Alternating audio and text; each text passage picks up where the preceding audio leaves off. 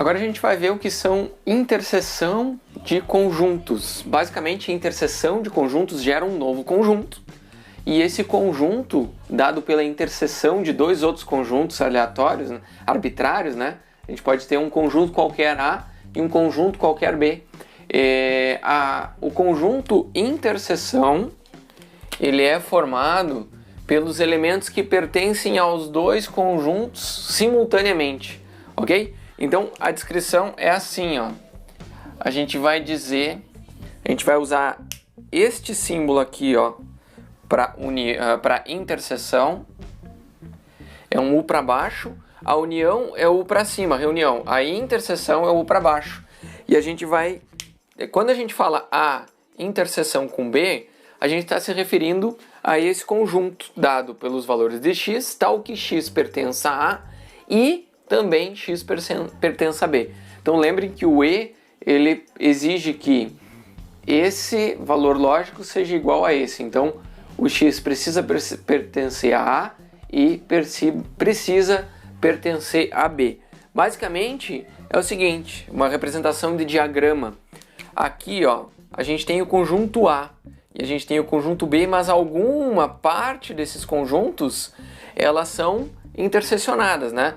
Tem uma parte do conjunto do A que também faz parte do B, e uma parte do B que também faz parte do A.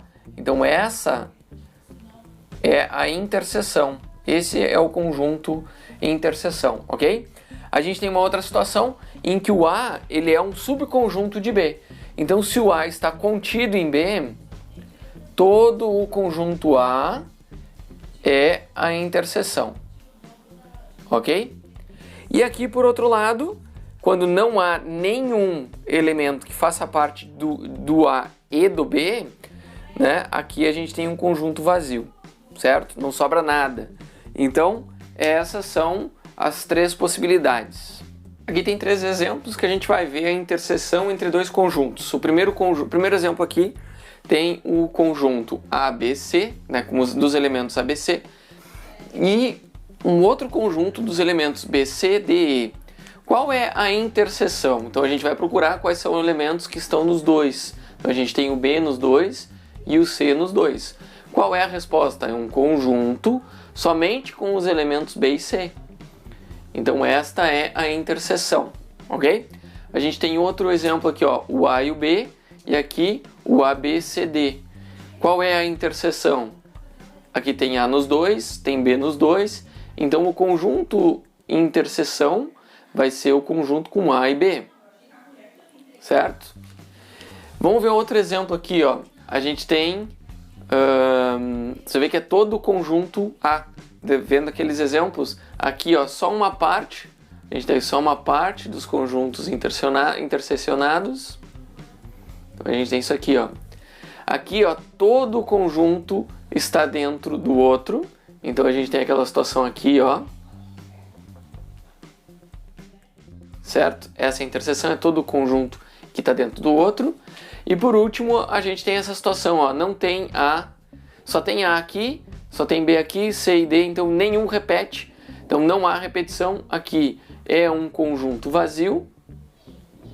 E a gente está numa situação que tem um conjunto A e um conjunto B e não há interseção entre os dois, certo? Então, aqui três exemplos das três possibilidades de interseção.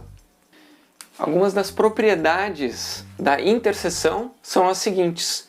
Sendo, então, três conjuntos quaisquer, né? Conjuntos arbitrários, conjunto A, B e C, eles têm algumas propriedades quando a gente faz a interseção entre eles. Então começamos com a primeira, que diz o seguinte: quando a gente faz a interseção de um conjunto com ele mesmo, seja qualquer que seja o conjunto, sempre vai dar o próprio conjunto. Então a interseção de um conjunto com ele mesmo é o próprio conjunto. Essa é a propriedade que a gente chama de item idempotente, certo? Se a gente faz a interseção de um conjunto A com o conjunto universo, isso vai dar o conjunto A. Então, sempre que o conjunto A ele estiver contido dentro de outro, né, vai ser o próprio conjunto A. Então, a gente chama de elemento neutro o conjunto universo. Então, o universo de A é o universo de todos os elementos possíveis, aonde A é um subconjunto. Se a gente faz a interseção desse conjunto universo, a gente tem o próprio conjunto A.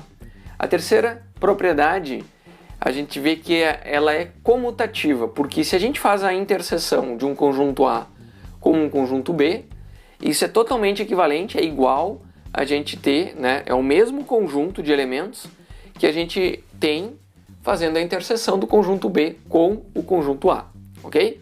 E por último a gente vê que ela é associativa, porque se a gente faz a interseção do conjunto A com um outro conjunto que já é a interseção de um conjunto B com um C, então olha só, aqui a gente já tem uma interseção, certo?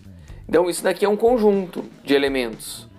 E a gente faz a interseção com o conjunto A, isso é totalmente equivalente a gente pegar o conjunto A e intersecionar com o B, pegar só os elementos que estão em A e em B simultaneamente, e pegar esses elementos e ver quais deles estão no C. Então é totalmente associativo, não importa qual ordem a gente faz, certo? E essas são as 4 propriedades elementares da interseção. Então, na situação específica em que não há elementos em comum entre os conjuntos A e B, ou seja, a gente tem aqui, ó, a interseção entre A e B é o conjunto nulo, não dá elemento nenhum, a gente diz que esses conjuntos A e B, eles são disjuntos, certo? É basicamente aquela situação, a gente tem um conjunto A de elementos e a gente tem um conjunto B de elementos e não há interseção nenhuma, ok? É simplesmente uma designação que a gente dá para esse caso, a gente fala que A e B são disjuntos. Então, sempre que vocês tiverem alguma situação em que lerem o conjunto A e B são disjuntos, isso significa que a interseção é vazia. Não há elementos em comum nos dois conjuntos.